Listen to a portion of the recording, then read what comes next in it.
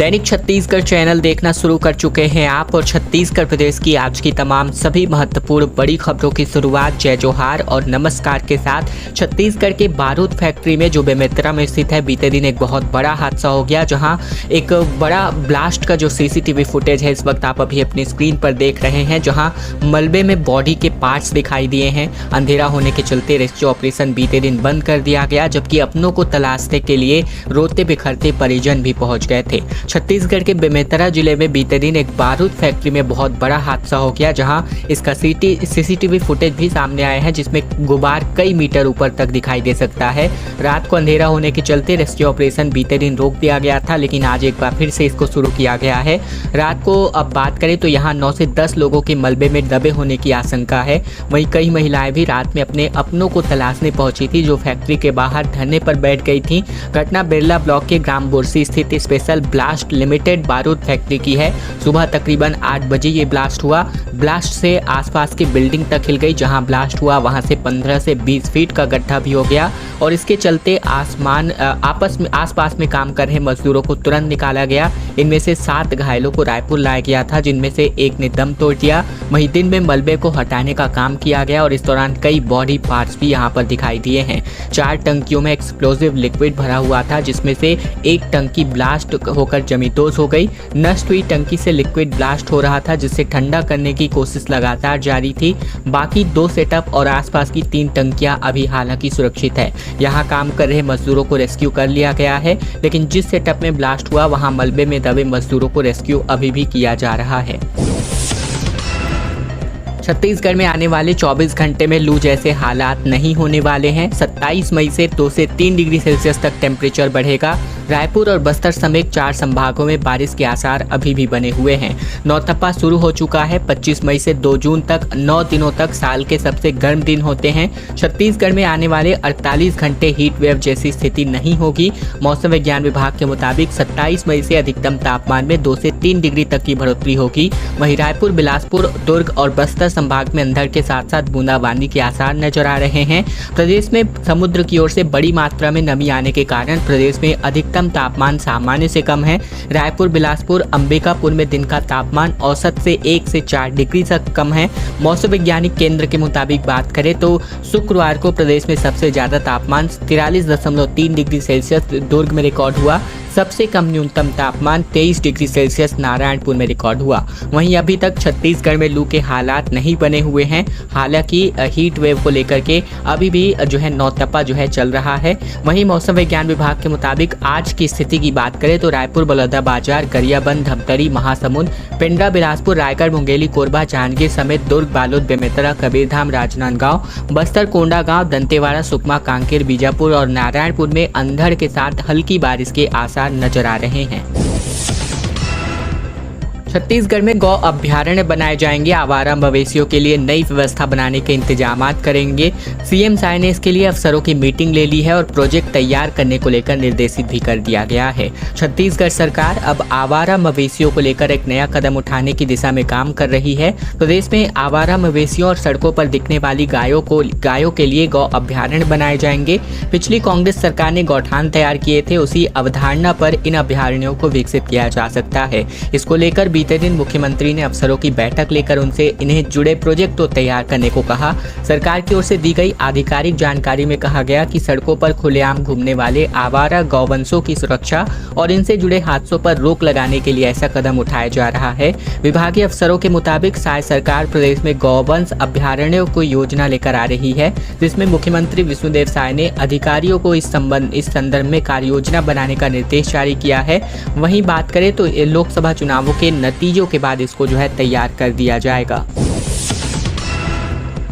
रायपुर में एक बार फिर से बुलडोजर की कार्यवाही देखने को मिली, जहां अवैध दुकानों को हटाया गया। सड़क किनारे ठेले और गुमटी को निगम ने उठाया। मंगलवार और शुक्रवार को ये हर हफ्ते कार्यवाही होने वाली है। रायपुर में एक बार फिर बुलडोजर वाली कार्यवाही देखने को मिली, जहां नगर निगम ने सड़क पर अवैध दुकान लगाने वालों को बीते दिन हटाने की कार्यवाही की। जहां लगातार मिल रही शिकायत कि रोड पर दुकानें लगने की वजह से सड़क सक्रिय हो गई है, इस वजह से जाम भी लग रहा था। नगर निगम ने पहले भी सड़क पर लगी दुकान वालों को लोगों को हिदायत दी थी कि वे अपनी अपनी दुकान हटा ले। लगातार अपील के बाद भी ठेले और गुमटी लगाने पर निगम अमले ने एक्शन लिया है, जहां शहर के अलग अलग इलाके में बुलडोजर चलाकर अतिक्रमण हटाया गया।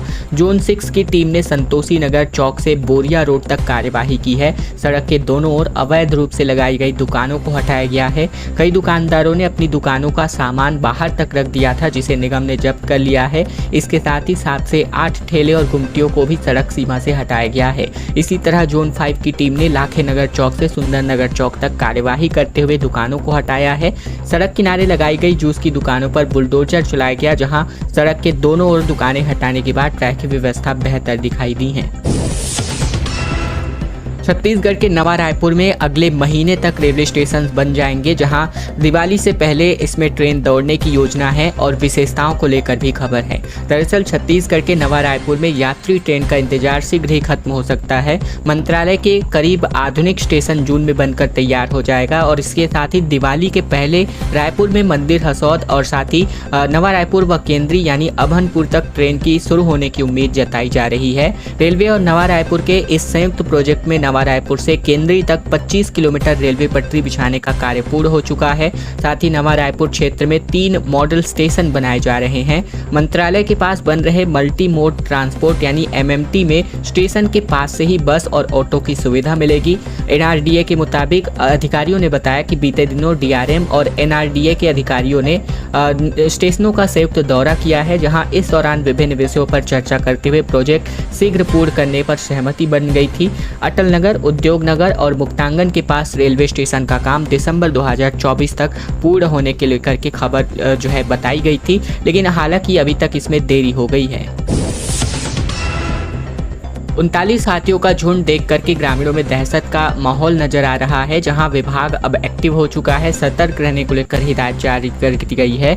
कोरबा कटघोरा वन मंडल क्षेत्र के गुरसिया और जटका मुख्य मार्ग पर हाथियों का दल एक बार फिर से पहुंचा हुआ है, जिसको लेकर लगातार वन विभाग अपडेट जमाए हुए है।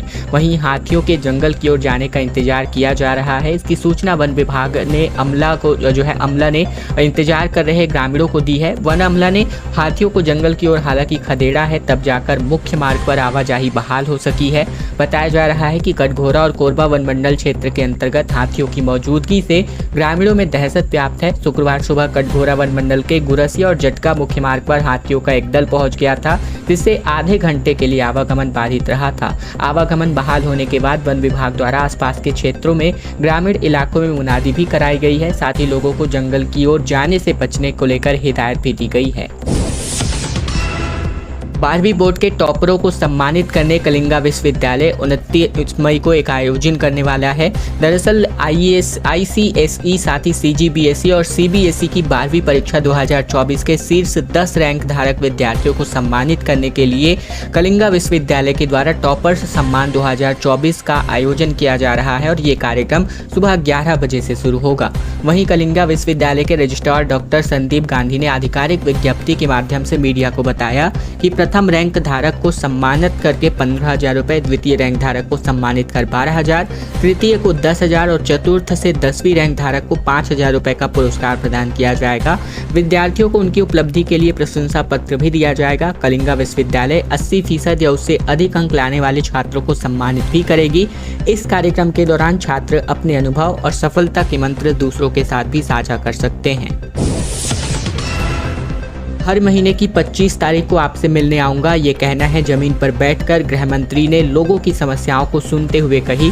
दरअसल छत्तीसगढ़ सरकार में उप मुख्यमंत्री इन दिनों अपनी विधानसभा क्षेत्र के दौरे पर हैं। क्षेत्र के दौरे के दूसरे दिन उन्होंने वनांचल इलाकों का दौरा किया और इस दौरान उन्होंने रेंगाखार जंगल में रहने वाले लोगों से मुलाकात की। इस दौरान लोगों ने अपनी समस्याएं स्थानीय विधायक को बताई, जिसके बाद उन्होंने समस्या समाधान का भरोसा दिया। साथ ही उन्होंने अधिकारियों को त्वरित कार्यवाही करने के निर्देश भी जारी किए। अपने बीच राज्य के गृह मंत्री को पाकर वहां मौजूद लोगों में खुशी की लहर दिखाई दी। हालांकि इस दौरान विजय शर्मा का एक अलग अंदाज भी देखने को मिला। स्थानीय लोगों के साथ वह जमीन पर बैठ गए और उनकी समस्याएं सुनी। विधायक को जमीन पर बैठा देखकर स्थानीय लोगों ने उनके सादगी की भी चर्चा की। रेंगाखार मंडल के भाजपा कार्यकर्ता एवं ग्रामीणों ने उप मुख्यमंत्री विजय शर्मा का आत्मीय स्वागत भी किया। इस अवसर पर विजय शर्मा ने क्षेत्र की जनता को संबोधित करते हुए कहा कि दूरस्थ वनांचल क्षेत्रों के लोगों को छोटी छोटी समस्याओं के लिए ब्लॉक मुख्यालय एवं जिला मुख्यालय तक नहीं जाना पड़ेगा। इसके लिए सरकार काम कर रही है। आने वाले दिनों में आपको इसके लिए योजनाएं मिलेंगी। बचने के लिए पेड़ पर चढ़े आदिवासियों को गोली मारी गई। कांग्रेस जांच रिपोर्ट में दावा किया गया कि पीडिया के 10 ग्रामीणों को पुलिस ने मारकर नक्सली करार दिया है। पुलिस के डर से आदिवासी जान बचाकर भागे। कुछ लोग डर के मारे पेड़ पर चढ़ गए। पुलिस ने इन्हें पेड़ पर चढ़े उन आदिवासियों को गोली मारी और वो नीचे गिर गए। बीजापुर जिले के पीडिया में हुआ एनकाउंटर फर्जी है। पुलिस ने 10 निर्दोष ग्रामीणों की हत्या की। वहां 2 नक्सली होने की जानकारी मिली है। ये दावा प्रदेश कांग्रेस अध्यक्ष दीपक बैज ने प्रेस कॉन्फ्रेंस में किया।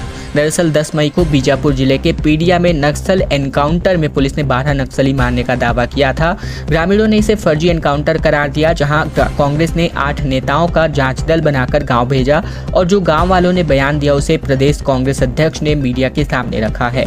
जांच दल के संयोजक संतराम नेताम की सौंपी रिपोर्ट का हवाला देते हुए दीपक बैज ने कहा कि गांव के लोग तेंदुपत्ता तोड़ने गए थे और इसी बीच पुलिस ने गश्त करते हुए जंगल में पहुंचकर सभी को घेर लिया। पुलिस को देखकर ग्रामीण भागे और इसी दौरान पुलिस ने अंधाधुंध फायरिंग कर दी, जिसमें 12 लोगों की घटनास्थल पर मौत हो गई। छत्तीसगढ़ से खबर, जहां नाबालिग समेत 3 व्यापारियों की मृत्यु हो गई। डिज्नीलैंड मेले में दुकान लगाई गई थी। रात में अंडा चिकन खाकर सोए थे। सुबह इनकी तबीयत बिगड़ी और फूड पॉइजनिंग से इन तीनों की मृत्यु हो गई। छत्तीसगढ़ के कोरबा में यूपी से आए 12 साल के बच्चे समेत 3 लोगों की संदिग्ध हालत में मौत हो गई। बताया जा रहा है कि तीनों व्यापारियों ने डिज्नीलैंड मेले में स्टॉल खोला था। रात को खाने के बाद तीनों को तबीयत बिगड़ने लगी और उल्टी दस्त होने लगा और इसके बाद उन्हें अस्पताल लाया गया, जहां डॉक्टरों ने तीनों को मृत घोषित कर दिया। तीनों की फूड पॉइजनिंग की वजह से मौत की आशंका जताई जा रही है। मामला मानिकपुर चौकी थाना क्षेत्र का है। मिली जानकारी के मुताबिक सोहेल खान 12 वर्ष, अनिल कुमार पांडे 28 वर्ष और समीर खान 21 वर्ष का डिज्नीलैंड मेले में कारोबार करने आए हुए थे। प्लांट में आई तकनीकी खराबी की वजह से 5 करोड़ का ऑक्सीजन प्लांट 2 साल से बंद है। सुधारना छोड़ करके तकरीबन 4 करोड़ के ऑक्सीजन सिलेंडर खरीद लिए गए हैं। ये तो हाल है प्रदेश के संस्थाओं का। दरअसल प्रदेश के सबसे बड़े सरकारी सुपर स्पेशलिटी अस्पताल डीकेएस की हम बात कर रहे हैं, जहां ऑक्सीजन प्लांट को लेकर कई सवाल खड़े किए जा रहे हैं। यहाँ का प्लांट बीते 2 साल से बंद है, लेकिन इसे फिर शुरू करने का ठोस प्रयास करे बगैर बिना यहाँ भर्ती मरीजों के लिए ऑक्सीजन एक निजी कंपनी से खरीदा जा रहा है। अस्पताल प्रबंधन अभी तक 4 करोड़ रुपए के सिलेंडर इस कंपनी से खरीद चुका है। अस्पताल के इस प्लांट में वातावरण की हवा से प्योर ऑक्सीजन बनाने की क्षमता है।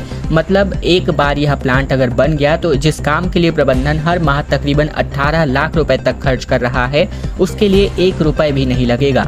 यहाँ रोज 250 मरीजों को ऑक्सीजन की जरूरत पड़ती है और इस मामले में कमीशन खोरी को लेकर पूर्व स्वास्थ्य मंत्री से भी शिकायत की जा चुकी थी।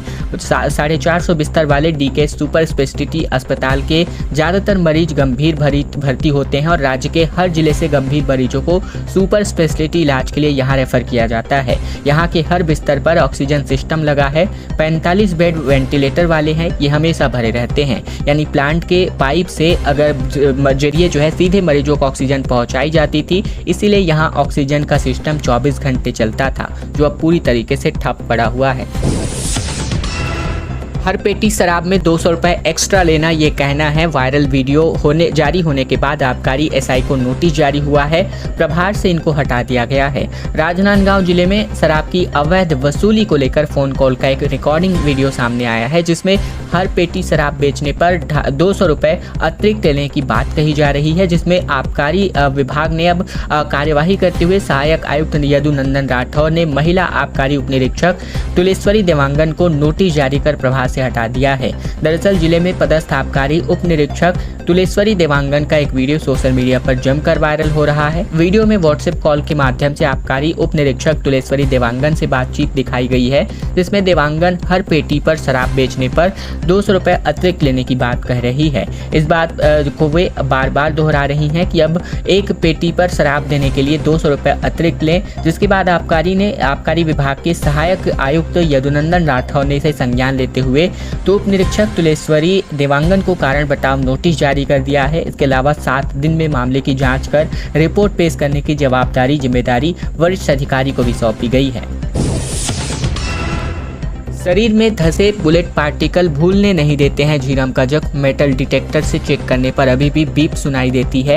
एमआरआई भी हम नहीं करा सकते, ये कहना है झीरम हमले में बचकर निकले एक नेता का। दरअसल आज से ठीक 11 साल पहले 25 मई साल 2013 को देश के सबसे बड़े राजनीतिक हत्याकांड को अंजाम दिया गया था, यानी बीते दिन इसकी बरसी रही। और इस परिवर्तन जो है बस्तर की इस झीरम घाटी में नक्सलियों ने कांग्रेस की परिवर्तन यात्रा को निशाना बनाया था। लाल आतंक के इस तांडव ने कांग्रेस के तत्कालीन प्रदेश अध्यक्ष नंद कुमार पटेल, विद्याचरण शुक्ल, महेंद्र कर्मा जैसे फ्रंट लाइन नेताओं की हत्या कर दी थी।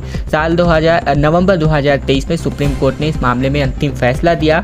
कोर्ट ने कहा कि राज्य सरकार इसकी फिर से जांच कर सकती है अगर ये वृहद षड्यंत्र से संबंधित है तब। ऐसे में अब फैसला प्रदेश की नई सरकार को लेना है कि वो कैसे इस मामले की जांच कराती है।